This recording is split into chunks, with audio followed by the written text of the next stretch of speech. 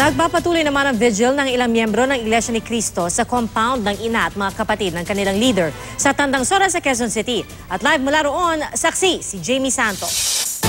Jamie? Ito dumating na yung pamunuan ng QCPD dito sa bahay ng itiniwalag na kapatid at ina ng leader ng Iglesia ni Cristo. Nais daw kasi nilang alamin yung nangyayaring sitwasyon sa loob ng nasabing bahay at aalamin daw nila yung mga reported incident ng abduction. Mula pasado alas 8 ng gabi, makailang beses muling may sumilip sa bintanang ito. Pero dahil madilim, mahirap maaninag ang mukha. Sa labas naman nakabantay ang ilang miyembro ng Iglesia ni Cristo. May mga naghahagis ng pagkain dahil nag-aalalang nagugutom na ang mga nasa loob. Hindi nila maidaan sa gate ang pagkain dahil walang nagbubukas kahit pa ito'y katukin. Sana po makarating po sa kanila kasi patuloy po silang ginigipit sa loob Kaya kailangan po nila ng pagkain na kanina rin po. Binigyan rin po sila ng pagkain kanina May kumuha naman po. Hindi pong madali ang ginagawa namin ngayon.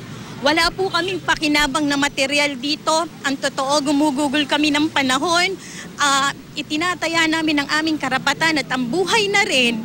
Pero kaya namin ito ginagawa. Gusto namin magkaroon ng katarungan. Sabi pa ng isang dumalo na nagpakilalang itiniwalag na ministro ng INC, pinutulan na ng kuryente at tubig ang compound ng mag-ina. Panawagan pa niya. Ang panawagan ho namin, ang kay Eduardo pong lumabas at siyang mag-ayos nito. Ayusin po niyang mga sigalot, ang pamilya niya at saka yung katiwalian sa iglesia ngayon.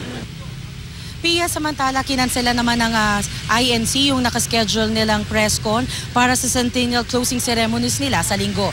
Kinapatuloy pa rin kinakausap ng pamunuan ng QCPD yung mga tao sa loob ng bahay. Pia, at live mula rito sa Quezon City, ako si Jamie Santos, ang inyong saksi.